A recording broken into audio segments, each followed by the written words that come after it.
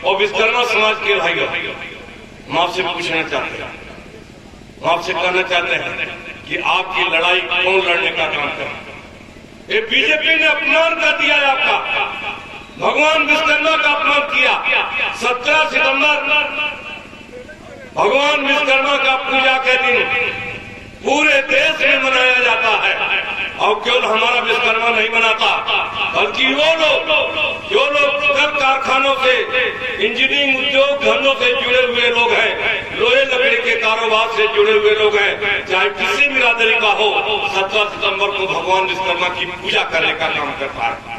और ऐसे महत्वपूर्ण अवसर पर समाजवादी पार्टी की सरकार में हमने माननीय नेताजी से 17 सितंबर को सार्वजनिक अवकाश घोषित करा करके पूरे देश में विश्वकर्मा की पहचान बनाने का काम हमने समाजवादी पार्टी विश्वकर्मा करता है, तो कैसे दूसरे को नौकरी दे दी गई? अधिकारी ने बताया किसी विश्वकर्मा के पास ITI का प्रमाण पत्र नहीं है।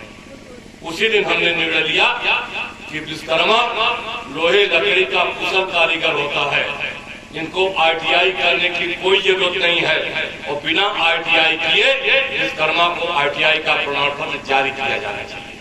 हमने ये निर्णय उस समय लेने का काम किया था 2003-04 में, और आज की इस बात को मान करके उत्तर प्रदेश के मुख्यमंत्री माननीय श्री अखिलेश यादव जी ने सन 2013 में शासनादेश जारी कर दिया कि इंटर पास विश्वकर्मा समाज के लड़के को ITI का प्रमाण पत्र दिया जाए, ये शासनादेश जारी करने का। लेकिन प्रमाण पत्र नहीं दिया गया, शिकायत हमारे पास आई।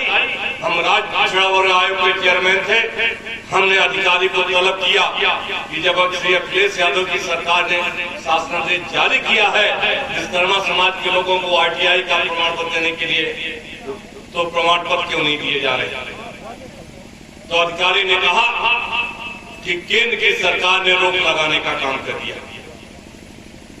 तो विश्वकर्मा समाज के भाइयों, आपसे कहना चाहते हैं कि हम लोग सरकार में बैठ करके आपके लड़कों को नौकरी के लिए, रोजगार के लिए कानून बनाने का काम करते हैं, लेकिन केंद्र में बैठी हुई बीजेपी की सरकार उस कानून पर रोक लगाने का काम करती है।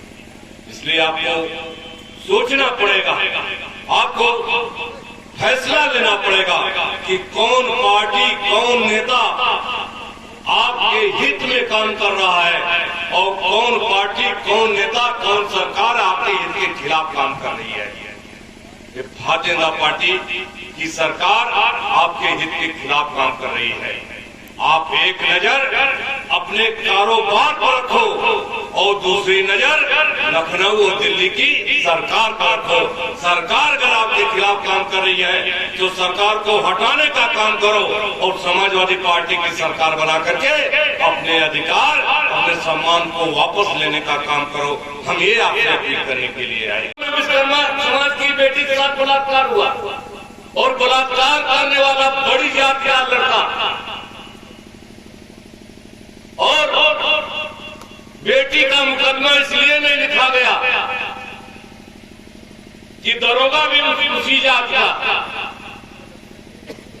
जिस जात के लड़के ने बलात्कार किया था, और उनको संरक्षण देने वाला वहां का भारतीय जनता पार्टी का विधायक भी उसी जात का, सरकार में बैठा हुआ मंत्री भी उसी जात का, संरक्षण दिया। तो आप सोच लो, जब बलात्कार करने वाला, मुकदमा लिखने वाला दरोगा, बचाने वाला विधायक, संरक्षण देने वाला सरकार में मंत्री, जब चारों एक बिरादरी हो जाएंगे तो गरीब विश्वकर्मा की बेटी का बलात्कार का मुकदमा कहां से लिखा जाएगा? ये हो रहा है भारतीय जनता पार्टी की सरकार में।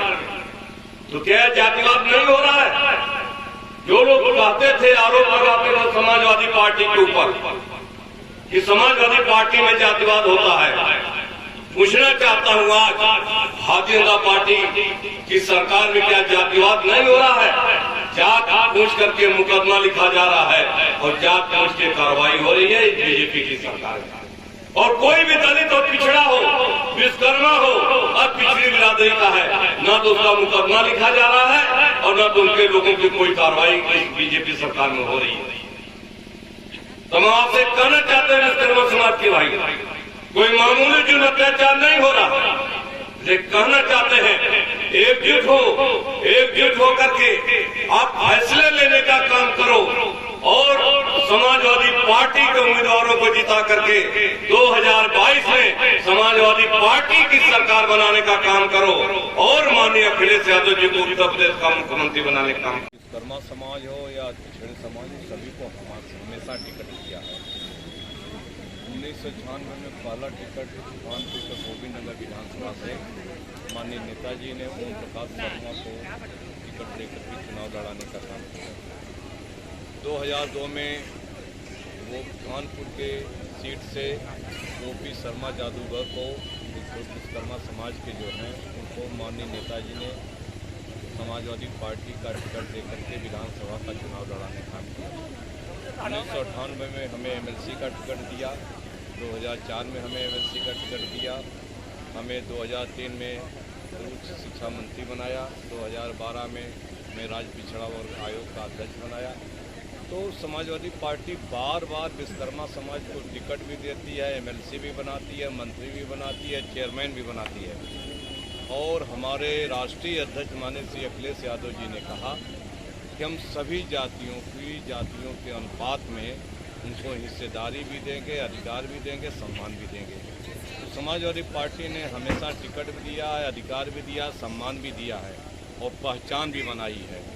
17 सितंबर भगवान विश्वकर्मा के पूजा दिवस को हिंदुस्तान में पहली बार किसी ने छुट्टी घोषित की तो माननीय नेताजी ने किया, माननीय श्री अखिलेश यादव जी ने किया। पहचान तो समाजवादी पार्टी ने बनाई। भारतीय जनता पार्टी ने विश्वकर्मा पूजा की छुट्टी को निरस्त करके भगवान विश्वकर्मा का अपमान किया, विश्वकर्मा समाज का अपमान किया, समाज की पहचान मिटाने का काम किया। जो शासनादेश जारी किया गया था पट्टे का, ITI का, उसको इस सरकार ने जो रोकने का काम किया।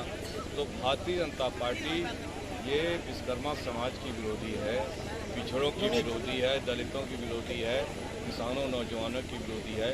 इसलिए हम अपील करने आए कि सब लोग भारतीय जनता पार्टी को हटाएं और समाजवादी पार्टी की बहुमत की सरकार बना करके माननीय अखिलेश यादव जी को उत्तर प्रदेश का मुख्यमंत्री बनाएं। आपके लिए क्या किया आपने? देखिए, शिक्षा मंत्री रहते हुए हमने जो है सभी के लिए काम किया और विशेष करके दलितों, पिछड़ों और ऐसे वंचित समाज जिनको आज तक कोई नहीं देखता था, उसको समाजवादी पार्टी की सरकार में हमने उनको आगे बढ़ाया, शिक्षा में, रोजगार में आगे बढ़ाने का काम किया। माननीय नेताजी के आशीर्वाद से, माननीय अखिलेश यादव जी के आशीर्वाद से हमने तमाम लोगों को सरकारी नौकरियों को भर्ती करने का काम किया। विश्वकर्मा चौक बनाया, विश्वकर्मा द्वार बनवाया, विश्वकर्मा पुस्तकालय खोले, विश्वकर्मा बसेरा बनाया, विश्वकर्मा द्वार बनवाया, विश्वकर्मा घाट बनवाया। इस तरह से विश्वकर्मा का जगह जगह जो नाम हुआ, जो पहचान हुई है, अगर माननीय नेताजी ने, माननीय श्री अखिलेश यादव जी ने हमें सरकार में मंत्री न बनाया होता तो आज विश्वकर्मा समाज की पहचान कभी नहीं बनती। तो पहचान तो समाजवादी पार्टी ने बनाने का काम किया, माननीय नेताजी ने, माननीय अखिलेश यादव ने बनाने का काम किया। और इतना काम जितना हमने कर दिया है आज तक कोई दूसरा नेता नहीं किया।